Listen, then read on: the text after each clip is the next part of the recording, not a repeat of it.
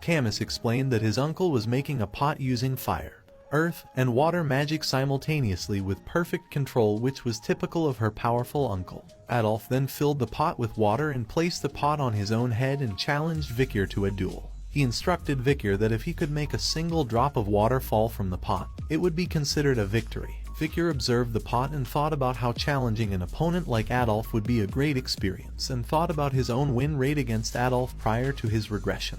Bichir analyzed the situation and calculated that an assassination attempt would have a 50% chance of success, and a 10% win rate if he were to face Adolf head-on. Bichir decided to approach the situation carefully, knowing that he only needed to do enough to satisfy Hugo's expectations, and also he wanted to see what Adolf was truly capable of. Without warning, Bichir charged at Adolf with his sword in hand, running in a straight line towards him. Camus, who was watching from the side, couldn't believe what she was seeing.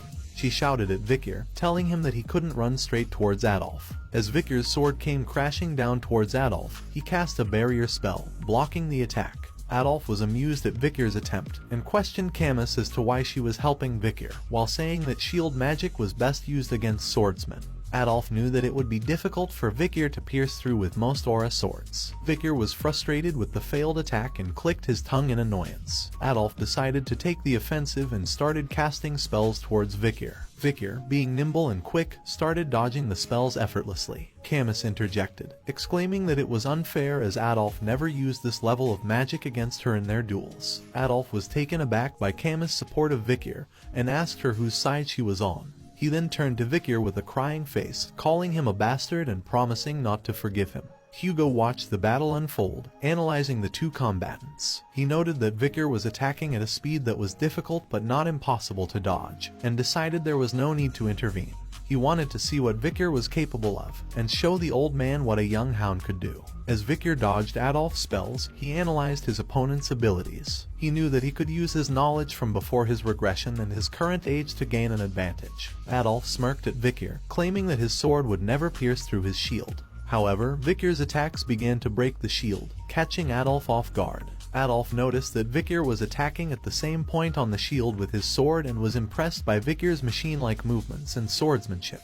As Bichir was attacking with his sword, it suddenly broke into pieces, causing Adolf to smirk and taunt him about his lack of consideration for the durability of his sword and the strength of his shield. However, Hugo and Camus, who were watching from the sidelines, had shocked expressions on their faces. Adolf continued to speak, unaware of the surprised reactions of those around him. Suddenly, water started pouring on his face, completely covering his head in a matter of seconds. Adolf shouted in surprise, wondering how a piece of the broken sword had managed to pierce the pot and drench him with water. Bichir, with a smile on his face, commented that the pot seemed to be full. Camus, who witnessed the unexpected turn of events, blushed and exclaimed in disbelief that Bichir had won against her uncle and started thinking about the possibility of marriage. Meanwhile, Hugo, who was standing beside Camus, realized that the incident with the broken sword was not just a coincidence, but a sign of Bichir's exceptional talent and strength.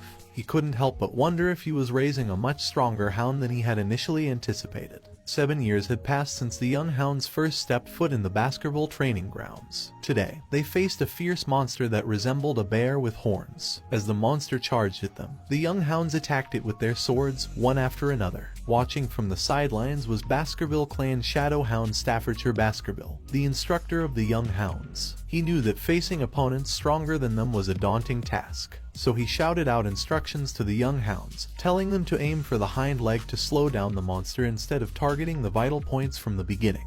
The triplets among the young hounds coordinated their strikes, leaving the monster exhausted. Staffordshire was impressed and thought to himself that their dark crimson aura was very suitable for the Baskervilles. After the triplets had weakened the monster, the other young hounds resumed their attacks and finished it off. Staffordshire applauded the young hounds and congratulated them on becoming low-rank sword experts and masters of the first Baskerville technique. Staffordshire reminded the young hounds that they were facing a caged monster and that the wild ox bear on La Rouge-et-Lenoir Mountain would be quite different. He warned them that death could occur much more easily than they thought, and they must use their bloodline to overcome it or build their experience to survive somehow.